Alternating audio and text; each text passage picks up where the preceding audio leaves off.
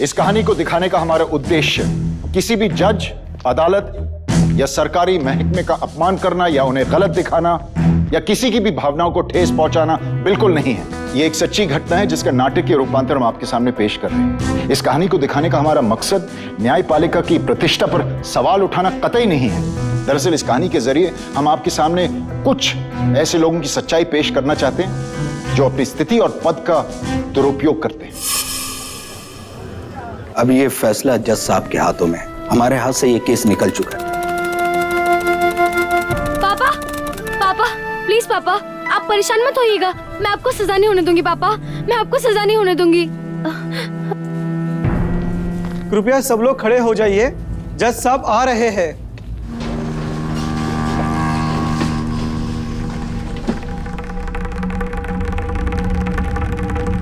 Mister Arvind Khemchand और राज्य सरकार के बीच इस मुकदमे में सारे सबूतों को देखने के बाद और सारे गवाहों को सुनने के बाद पिछली तारीख में अदालत ने अपना फैसला सुरक्षित रख लिया था।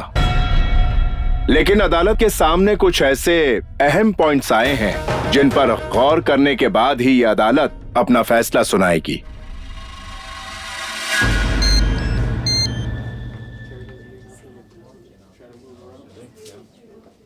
आखिरी मौका है, अगर अपने पापा की अच्छी बेटी हो तो मेरा कहा मान लो, वरना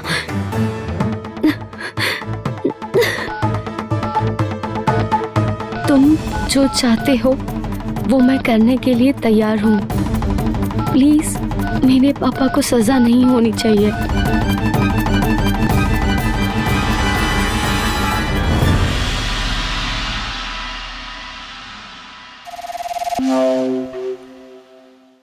सारे सबूतों और गवाहों को मद्देनजर रखते हुए यह अदालत इस नतीजे पर पहुंची है कि मिस्टर अरविंद खेमचंद पर लगाए गए सारे इल्जामात गलत हैं, बेबुनियाद हैं। इसलिए यह अदालत उन्हें बाइज्जत बरी करती है।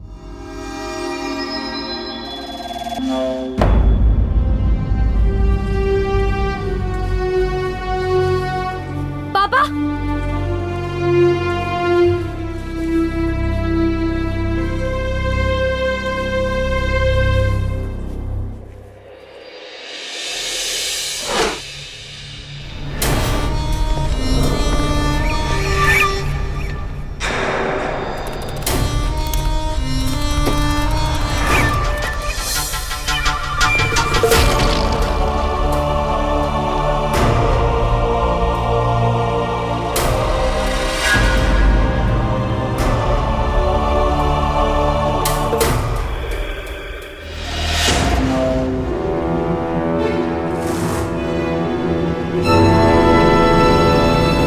हम सभी जानते हैं कि भ्रष्टाचार हमारे समाज में लगा एक ऐसा दीमक है जिसकी चपेट से शायद हर दूसरा इंसान जूझ रहा है।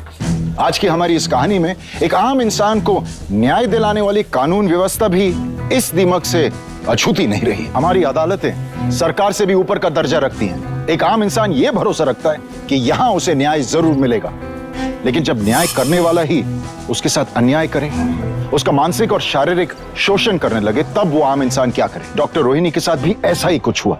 आइए देखते आखिर क्या हुआ उनके साथ।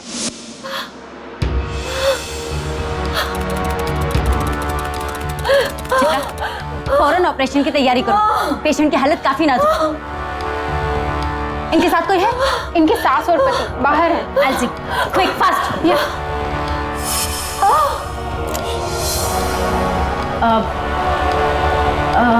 आप लोग पेशेंट के साथ हैं? हाँ। देखिए, उनकी प्रेगनेंसी में काफी कॉम्प्लिकेशंस आ गई। अगर मैं आपको मेडिकल की भाषा में कहूँ तो इसे प्लेसेंटल अब्रप्शन कहते हैं। अगर मैं आम भाषा में आपको बताऊं तो इसमें औरत के शरीर में खून की कमी हो जाती है। अगर वक्त रहते प्रेगनेंसी टर्मिनेट नहीं की गई तो उसकी जान को खतरा हो सकता है। I'm really sorry to say, हमें उनका अबॉर्शन करना पड़ेगा। ये क्या बोले हैं डॉक्टर नी? अबॉर्शन करना पड़ेगा? ये बच्चा हमारे घर का चिराग है, समझी? और तू उसको मारने की बात करती है? देखिए माँ जी, हमें आपकी बहू की जिंदगी बचाने के लिए ये सब करना होगा। ये सब हमारे को नहीं मालूम है। बस मेरे को तो पोता लाके मेरी गोदी में डाल दे। आप तो पेशेंट के पति हैं। मैं एक डॉक्टर होने के नाते आपके आगे हाथ जोड़कर रिक्वेस्ट करती हूँ कि आप अपनी माँ जी को समझाइए। अब फॉर्म पे साइन कर दीजिए। नहीं नहीं बेटा, कोई साइन नहीं करना। नहीं, हम हमारी बहू को यहाँ से ले जाएंगे। मैडम पेशेंट की हालत बहुत सीरियस है, बहुत ज्यादा ब्लीडिंग है। चल बेटा, चल चल चल हमारे गले चल चल। चित्रा बीपी 70-90 इसे ऑपरेशन में लेके जाना पड़ेगा, ऑपरेशन थिएटर में। जल्दी करो। और देखिए आप सोचने में वक्त बर्बाद मत कीजिए, जल्दी से फॉर्म साइन कर दीजिए। अरे मना करा ना, साइन नहीं करेंगे, हमें नहीं रखना है ना। तुम डिस्चार्ज पेपर पे साइन करो। माँ जी ये लड़की मर जाएगी, आप समझ क्यों नहीं रही है? मर जाने दो, मर जाने। तुम डिस्चार्ज पेपर पे साइन करिए जल्दी से। तुम बताओ, में लेके चलो। तुम बताओ, तुम क्या चाहती हो? तुम जीना चाहती हो? चित्रा फॉर्म जल्दी, हरी आप। इधर समझा इसको। ए, तू साइन नहीं करेगी? बोला नहीं देखो, तू साइन नहीं करेगी, बता रहा हूँ। चित्रा जल्दी हरी आप। अरे अरे साइन करो। अरे क्या कर, साइन नहीं करना। हे भगवान, पुलिस को बुलाओ, जाके पुलिस को बुलाओ। ले चलो। रुकिए, कहीं नहीं लेके जाने दूंगा मैं इसे। बहुत हो गई आप लोगों की बकवास। मेरे लिए मेरे पेशेंट की जान बचाने से बढ़कर कोई काम नहीं है, और अगर इस लड़की को कुछ हो जाता है ना तो उसकी मौत के जिम्मेदार आप दोनों माँ बेटे होंगे। एक डॉक्टर का धर्म होता है अपने पेशेंट की जान बचाना, और डॉक्टर रोहिणी ने भी अपना धर्म ही निभाया, लेकिन उन्हें यह नहीं पता था कि अपना धर्म निभाने का उन्हें इतनी बड़ी कीमत चुकानी पड़ेगी। उस महिला के घर वालों ने डॉक्टर रोहिणी पर झूठा इल्जाम लगाया कि उनकी बहू की मानसिक हालत ठीक नहीं थी, और डॉक्टर रोहिणी ने पैसों की लालच में आकर उनके परिवार को बताए बिना उनकी बहू का अबॉर्शन कर दिया। इन आरोप के आधार पर डॉक्टर रोहिणी का लाइसेंस छीन लिया गया। अब वो प्रैक्टिस भी नहीं कर सकती थी। इस बात को 2 साल हो चुके थे।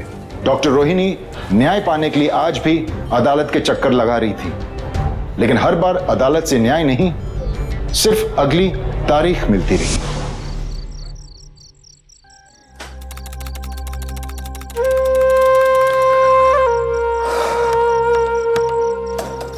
खुशी सो गई? सो गई। तुम क्या ये रात को अकाउंट्स लेकर बैठी हो? सब कुछ खाली हो गया, मैं कुछ भी नहीं बचा। अमित, अगर आप मुझे 1.5 लाख रुपए दे देते तो मैं इस महीने की स्टाफ की सैलरी और क्लिनिक का रेंट दे देती। मैं रोहिणी, कब तक तुम उन लोगों को बिना किसी काम के सैलरी देती रहोगी? जब तक कोर्ट का फैसला नहीं आ जाता। रोहिणी, 2 साल हो चुके, कोई फैसला नहीं आया, कुछ नहीं हुआ, और ऊपर से जिस औरत की तुमने जान बचाई थी वो भी तुम्हारे खिलाफ गवाही दे चुकी। I know, I'm really sorry। बस एक बार, अगर इस बार कोर्ट का फैसला नहीं आया ना तो मैं स्टाफ से कह दूंगी कि वो लोग कहीं और जॉब देख लें, कोई दूसरी clinic. Last time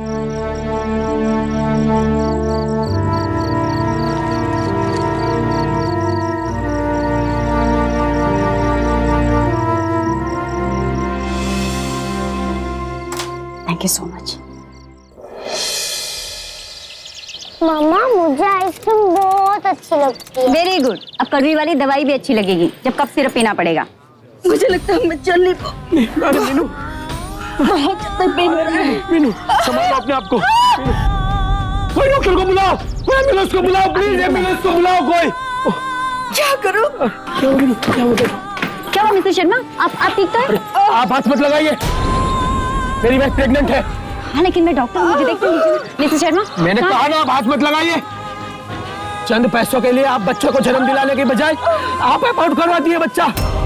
mister Sharma एक बार मुझे देखने दीजिए। She is not well. नहीं, मैंने कहा ना आप जाइए यहाँ से। डॉक्टरी के प्रोफेशन को आप लोगों ने धंधा बना दिया है। हम संभाल लेंगे मीनू, कुछ नहीं होगा तुम्हें। मीनू संभालो अपने आप को। अरे कोई डॉक्टर को बुलाओ, इसको दर्द हो रहा है, कोई डॉक्टर को बुलाओ।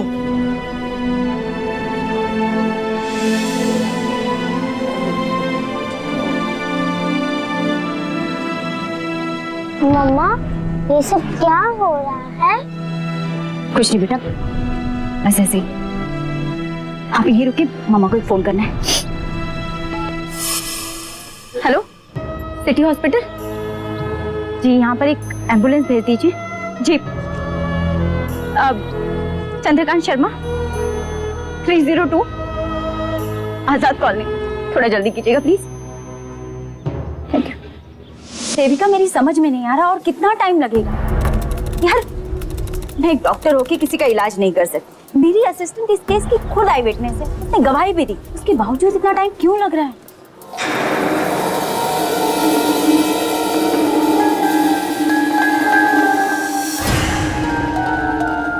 रोहिणी, कोर्ट के कामकाज में टाइम लग ही जाता है। और कितना टाइम? 2 साल का वक्त कम थोड़ी ना होता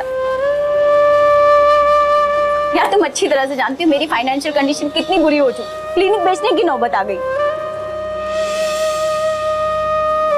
मेरी कुछ समझ में नहीं आ रहा क्या करूं। रोहिणी, वैसे भी सारी गवाहियां हो चुकी हैं और देखना अगले हफ्ते तक फैसला भी आ जाएगा। रोहिणी, मेरी एनिवर्सरी मत भूलना। अगले संडे को एक छोटी सी पार्टी रखी है और तुम्हें और अमित को जरूर आना है। लो पानी पियो।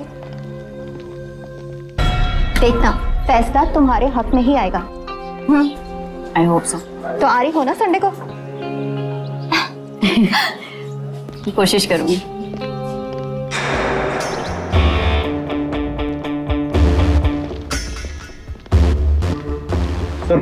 चलिए चलिए। Congratulation Devika. Thank you so much. Hi. नमस्ते। नमस्ते नमस्ते, मैं ठीक हूँ। नमस्ते। चलो चलो जाके। Excuse me.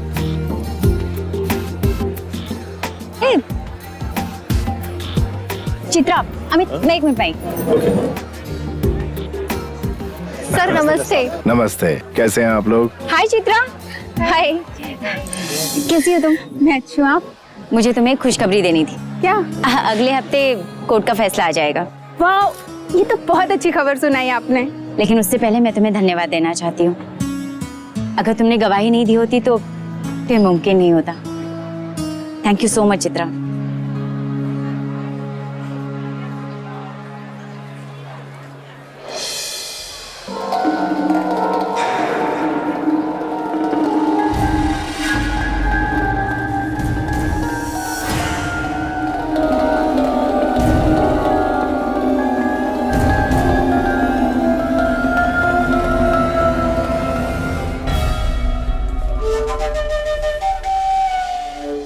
Devika, it was really nice party. Thank you so much. We enjoyed a lot. बहुत अच्छी अरेंजमेंट की है।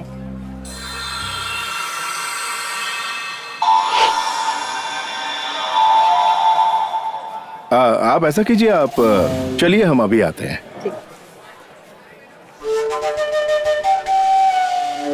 Is that? Don't tell me.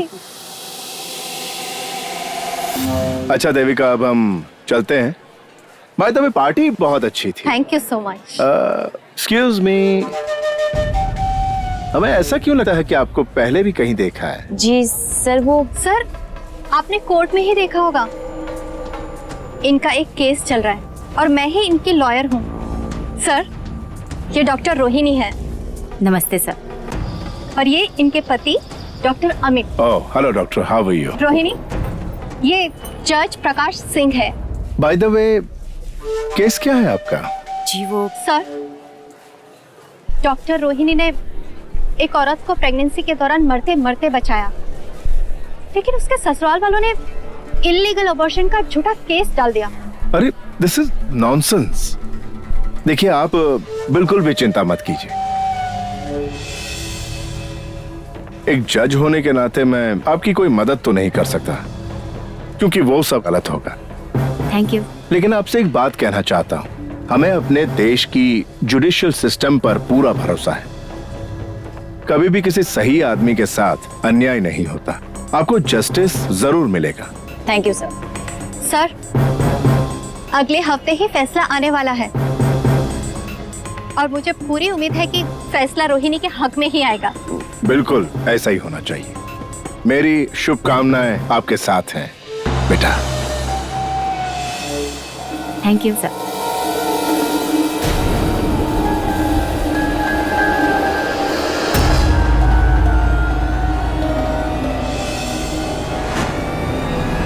Sir, भाभी जी इंतजार कर रही हैं। ओह हाँ, okay bye Devika, bye bye.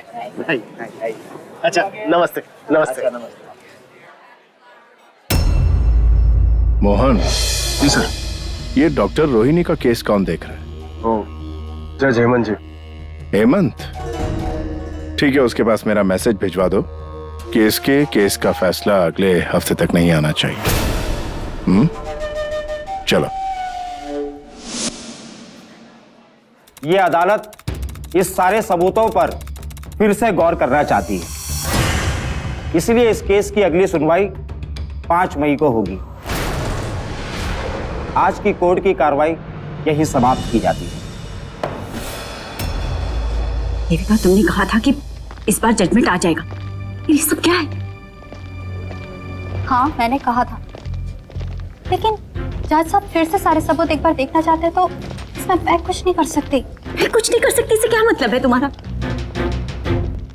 अच्छा, मुझे बताओ कि 5 मई को फैसला आएगा या नहीं? ये सब कुछ जज साहब पर डिपेंड करता है। इस वक्त मैं कुछ नहीं कह सकती रोहिणी। देविका, तुम अच्छी तरह से जानती हो मेरा करियर, मेरा घर, मेरा परिवार सब कुछ दांव पे लगा हुआ। और सॉरी।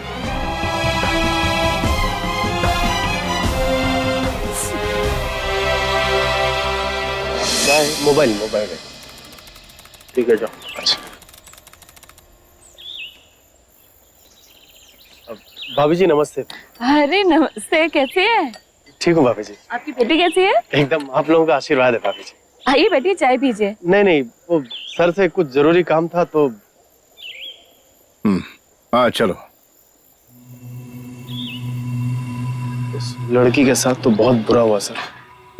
सोच रही थी कि जज फैसला सुना देगा, लेकिन जज ने आगे की तारीख दे दी। इसका मतलब है जज हेमंत मेहता ने हमारी बात मान ली। अरे सर, वो आपकी बात मानते कैसे नहीं? इसकी तरक्की आपकी सिफारिश पे जो टिकी हुई है।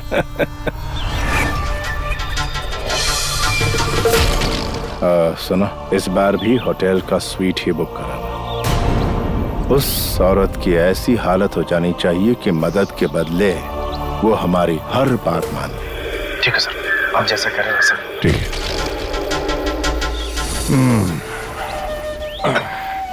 डॉक्टर रोहिणी को मालूम ही नहीं था कि उनके साथ जो अन्याय हो रहा है वो जज प्रकाश सिंह करवा रहे हैं। डॉक्टर रोहिणी कोर्ट के चक्कर काटती रही, जिसके चलते अब उनकी आर्थिक हालत खराब होने लगी थी। साथ ही उनका क्लिनिक बंद करने की नौबत भी आ गई थी। आप सबने पिछले 2 सालों से मेरी बहुत मदद की, लेकिन आज आपको देने के लिए मेरे पास सैलरी तक नहीं है। मजबूरी में कहना पड़ रहा है कि आप लोग कहीं और नौकरी ढूंढ लीजिए। I am really sorry.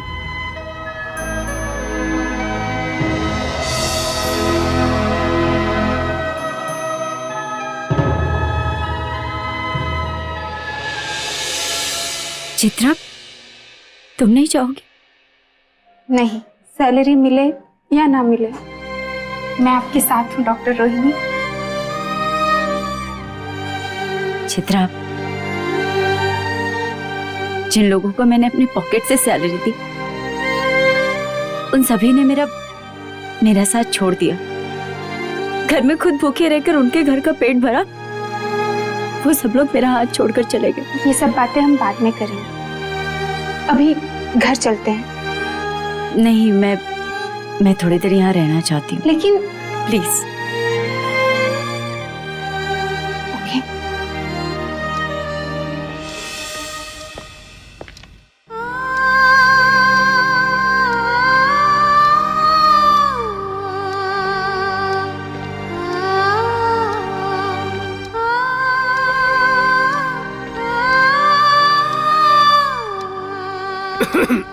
आप चाहें तो अपने क्लिनिक को ताला लगने से बचा सकती हैं। जी, आप। नमस्कार, मुझे जज प्रकाश सिंह जी ने भेजा है। प्रकाश सिंह जी, वही ना जिन्हें हम देविका की पार्टी में मिले थे? जी जी बिल्कुल करेक्ट पहचाना आपने। जी आइए बैठिए। जी जी धन्यवाद। जी कहिए कैसे आना हुआ आपका? जज साहब आपके लिए बहुत दुखी हैं। कह रहे थे कि सही होते हुए भी फैसला आपके फेवर में नहीं आया। वो आपकी मदद करना चाहते हैं। मदद कैसी? कैसे, कब, कहाँ, ये तो वही बता सकते हैं। मैं तो सिर्फ आपसे इतना पूछना चाहता हूँ कि वो मदद करेंगे तो उसके बदले में आप उनकी क्या मदद करेंगे? मैं आपका मतलब नहीं समझी। मैं भला उनकी क्या मदद कर सकती हूँ? देखिए हमारे जज साहब बड़े सच्चे, शरीफ और सीधे इंसान हैं। वो तो रिश्वत को हाथ भी नहीं लगाते हैं। अच्छा, दिलचस्पी है तो आप में। बस आपको छोटी सी कंप्रोमाइज करनी होगी बस। क्या कहा आपने? क्या रोहिणी जी, आप इतनी पढ़ी लिखी हैं, इंटेलिजेंट हैं, समझदार हैं। सबसे बड़ी बात तो आप इतनी खूबसूरत हैं। आपको ये समझ में बात नहीं आती कि कंप्रोमाइज क्या होता है? मैं तो कहता हूँ आप अपनी खूबसूरती का इस्तेमाल कीजिए। आप है ना, जज साहब को आप खुश कर दो और जज साहब आपको खुश कर देंगे। बस एक रात की बात है। ओह,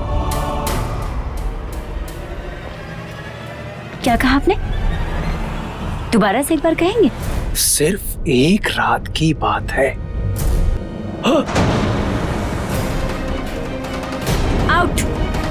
I said get out! तूने जज साहब को मना किया? हाँ? जानती हो अब क्या होगा?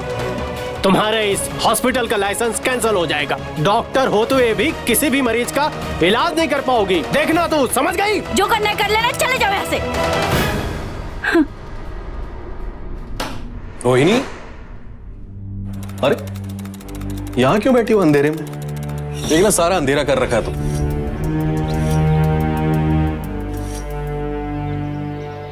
रोहिणी, क्या हुआ? रोहिणी, क्या हुआ? रोहिणी, क्या हुआ? रोहिणी बात बताओ, क्या हुआ? हाँ? क्या हुआ?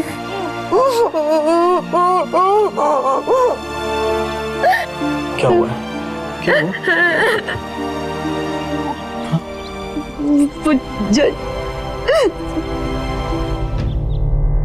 जज साहब को आप खुश कर दो और जज साहब आपको खुश कर देंगे। बस एक रात की बात है। What? उस जज ने तुमको रोना बंद करो तुम। और हमें कोई केस वेस नहीं लड़ना। जितना इनजस्टिस हमारे साथ होना था हो चुका। हमारा क्लिनिक बंद हो गया। It's okay. थोड़ा कर्जा है ना हमारे ऊपर, हम चुका देंगे। मैं कमा रहा हूँ, मैं काम कर रहा हूँ ना। हाँ? सब ठीक हो जाए। अमित, ये सिर्फ पैसे ही है, क्लिनिक बंद होने की बात नहीं। मुझ पे जो झूठा आरोप लगा, मुझे गलत साबित किया गया। तो तुम क्या चाहती हो? अपने सच्चाई को साबित करने के चक्कर में तो जज के साथ सोच।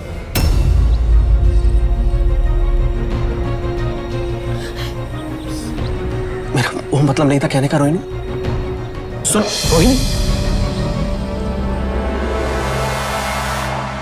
लाइफ में वैसे इतनी प्रॉब्लम चल रही थी, ऊपर से ये जज। मेरी कुछ समझ में नहीं आ रहा देविका, क्या करूं? तुम ही कुछ बताओ। रोहिणी, जज प्रकाश सिंह कोई मामूली आदमी नहीं है, बहुत बड़ा जज है। जुडिशियल सर्किट में बहुत बड़ा नाम है उसका। तुम्हारी बात तो कोई सुनेगा तक नहीं। पुलिस वाले तो उनके खिलाफ एक्शन लेने के बारे में सोच भी नहीं सकते। एक जज के खिलाफ तो कोई वकील भी तुम्हारी मदद नहीं करेगा। अगर मैंने तुम्हारी मदद की तो हो सकता है कि मेरी प्रैक्टिस भी रुकवा दी जाए। देविका, प्रकाश सिंह सिर्फ एक जज है, कोई भगवान नहीं जो तुम इतना डर। जुडिशियल सिस्टम में प्रकाश सिंह जैसे 2 या 4 लोग होंगे, सभी के सभी खराब नहीं। मुझे पूरा विश्वास है कोई ना कोई मेरी मदद जरूर करेगा। पर मुझे भरोसा नहीं है कि कोई भी तुम्हारी मदद करेगा। डॉक्टर रोहिणी ने तय कर लिया था कि अब वो डरेंगी नहीं बल्कि जज प्रकाश सिंह के खिलाफ कड़ा कदम उठाएंगी। उन्होंने एनजेसी यानी नेशनल जुडिशियल काउंसिल में प्रकाश सिंह के खिलाफ रिपोर्ट लिखवाई। अब उन्हें लगा कि प्रकाश सिंह को जरूर उसके किए की सजा मिलेगी, लेकिन ये सब प्रकाश सिंह के दबदबे के सामने इतना आसान नहीं था। जब एनजेसी का क्लर्क उनके खिलाफ रिपोर्ट लिए उनके घर पहुंचा तो वहां भी प्रकाश सिंह ने जज के गरिमा में पद का दुरुपयोग किया और इस शिकायत को बड़ी चालाकी से दबाने की शुरुआत कर दी। आपके खिलाफ कंप्लेन आई है। मेरे खिलाफ कंप्लेंट किसने की है? डॉक्टर रोहिणी ने।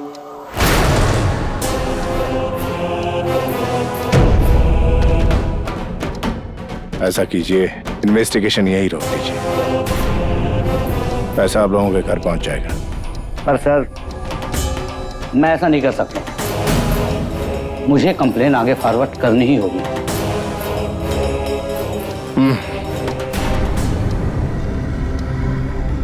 ठीक है,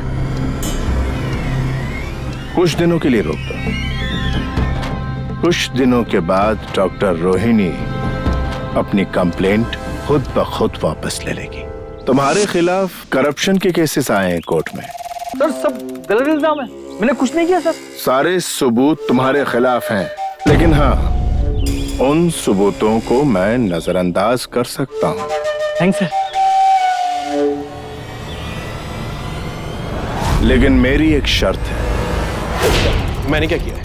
इंस्पेक्टर साहब, आप इन्हें अरेस्ट क्यों कर रहे हैं? मर्डर किया इन्होंने, मर्डर। मर्डर? मैंने कोई मर्डर नहीं किया।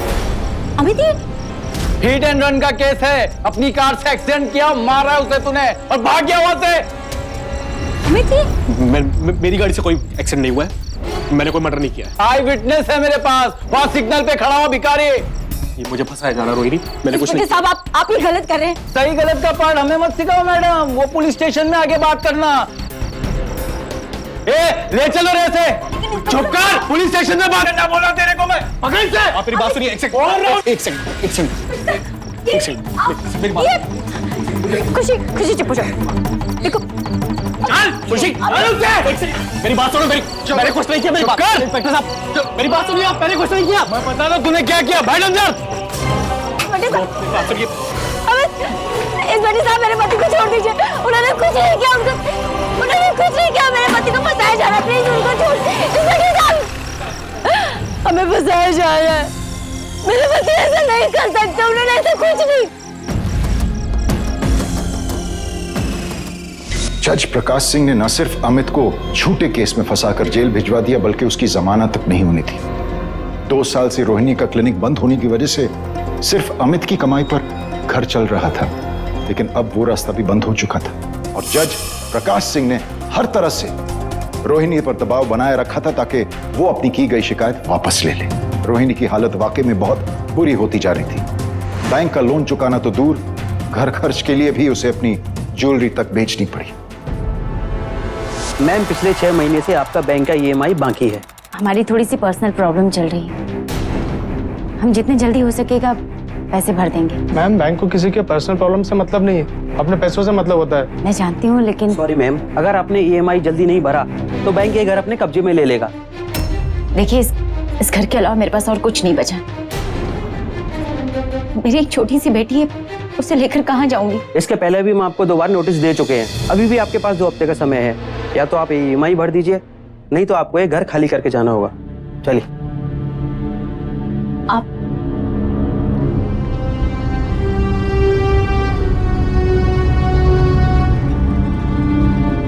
2 हफ्ता? 2 हफ्ते में कहाँ से लाऊंगी मेरे पैसे? जी हाँ, डॉक्टर रोहिणी ने ये ऑपरेशन पैसों के लिए किया।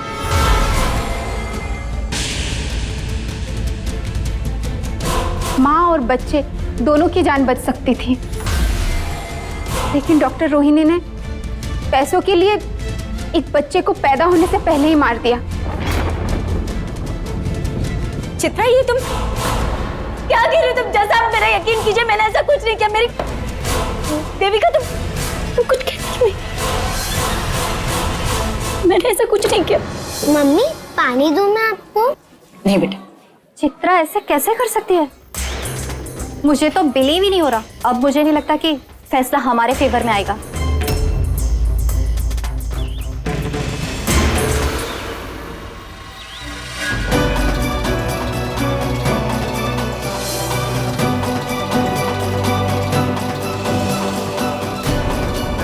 आई एम सॉरी मैम, मैंने जो कुछ भी कहा अपनी फैमिली के लिए। आई होप आप समझेंगी। तुम्हें पता है अमित जेल में है और तुम्हारे इस स्टेटमेंट से रोहिणी को भी जेल हो सकती है। सोचो इनके ना रहने पर इनकी बच्ची का क्या होगा।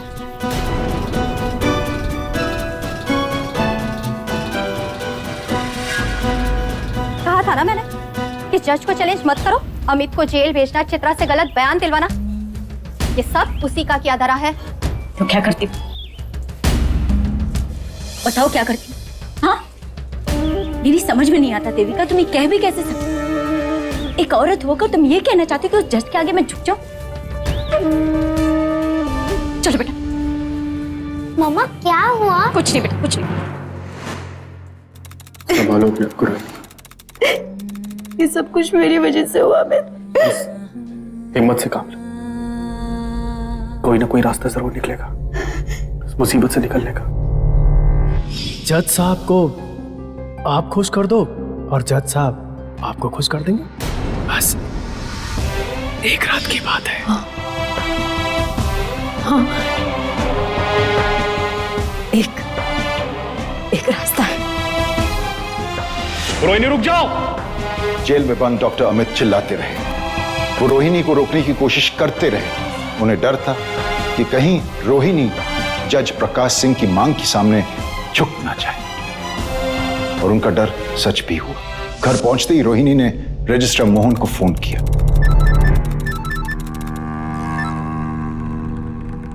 हेलो। मैं रोहिणी, मैं तैयार हूँ अपने एनजीसी से रिपोर्ट वापस लेने के लिए। तो अब आया है ऊंट पहाड़ के नीचे। डॉक्टर रोहिणी बड़ी जल्दी मान गई आप। देखिए प्लीज, वो अब सिर्फ केस वापस लेने से काम नहीं चलेगा रोहिणी जी। आप समझ रही है ना मैं क्या कहना चाह रहा हूँ? आपकी एक कीमती रात हमारे जज साहब को चाहिए। ठीक है, मगर मेरे पति तो छूट जाएंगे ना। आपके पति भी जेल से छूट जाएंगे और आप लोगों के खिलाफ जो केस चल रहा है ना, उसका फैसला भी आप लोगों के फेवर में आ जाएगा। ठीक है, रखता हूं।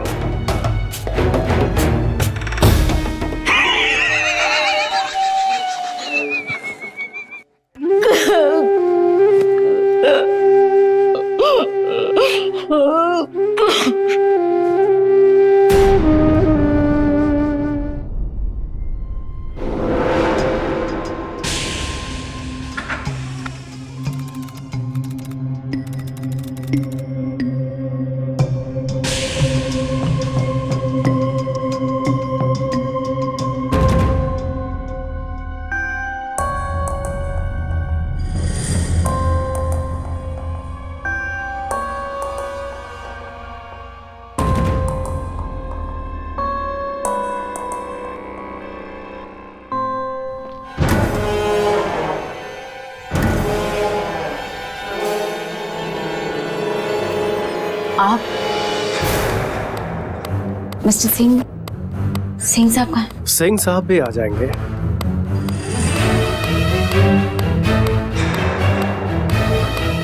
पहले हमें तो खुश कर दो। बहुत मेहनत की है तुम्हारे लिए।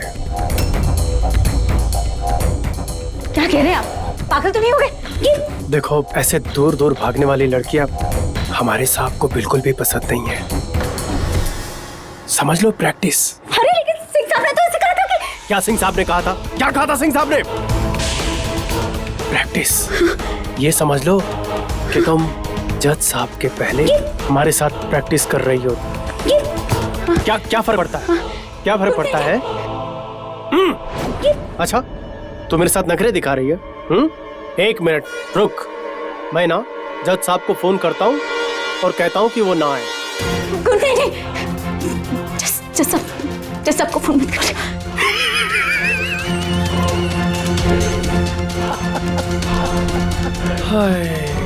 तुम्हारे इन्हीं अदाओं पे तो जान देता हूँ मैं।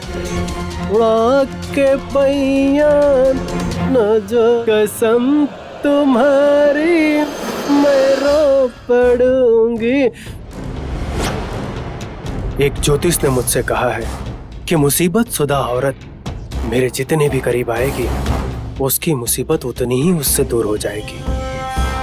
एक मिनट। क्या? बोलो बोलो बोलो, क्या? बताओ। एक मिनट। बताओ। मैं तुम्हारी बात का भरोसा कैसे करूं? हाँ, ऐसे भी तो हो सकता है ना, जज प्रकाश सिंह का नाम लेकर मुझे बेवकूफ बना रहे हो। हाँ, तुम तो सिर्फ रजिस्ट्रार हो ना। कोर्ट के फैसले में क्या कर सकते हो? अच्छा, बताओ मैं क्या कर सकता हूँ? बताओ, अभी बताता हूँ। एक मिनट जज साहब से बात कराता हूँ, ठीक है?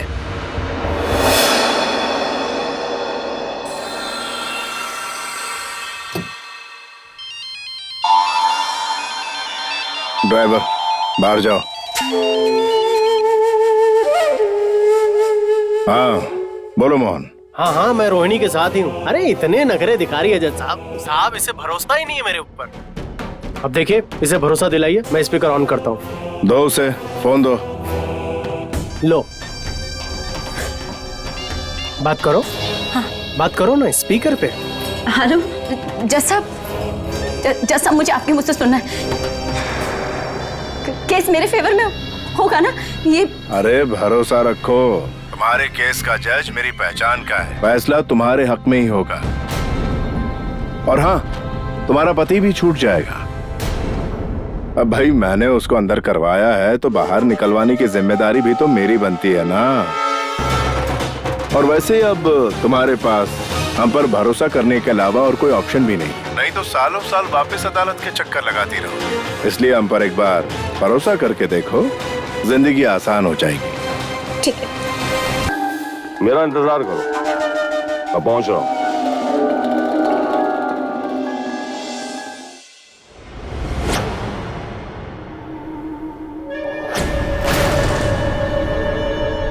ठीक है, साली कैमरा रखती है। मैं तुझे बताता हूँ।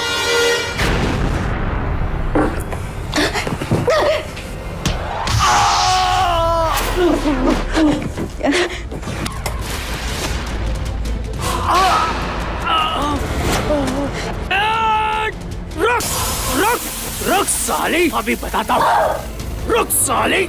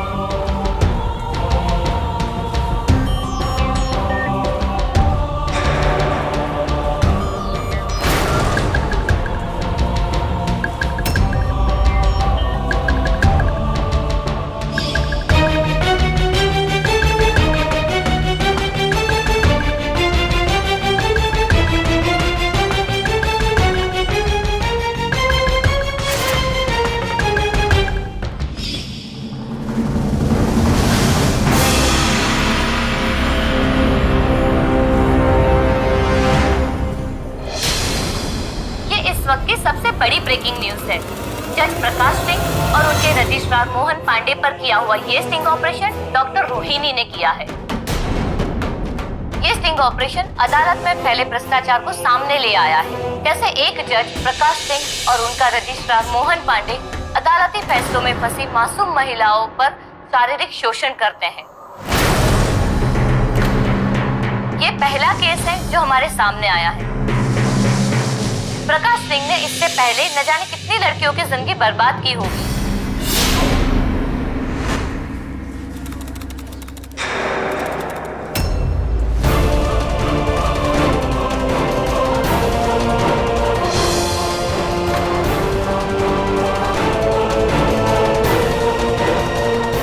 इस आदमी ने जज की कुर्सी पर बैठकर न्याय के बदले औरतों का शोषण किया है। अब यही अदालत इसे सजा देगी। आप फिक्र मत कीजिए। ये जो आवाज इन लोगों ने रिकॉर्ड की है वो मेरी नहीं है। मेरे खिलाफ साजिश की जा रही है, फंसाया जा रहा है मुझे। ये झूठ बोल रहे हैं सर। ये आवाज इन्हीं की।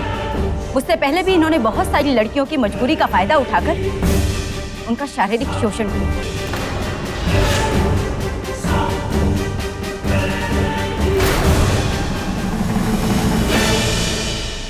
मेरा नाम रूपाली खेमचंद है।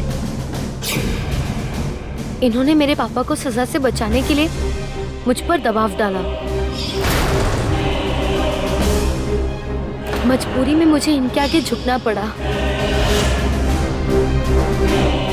होटल के रूम नंबर 314 में बुलाकर इन्होंने मेरे साथ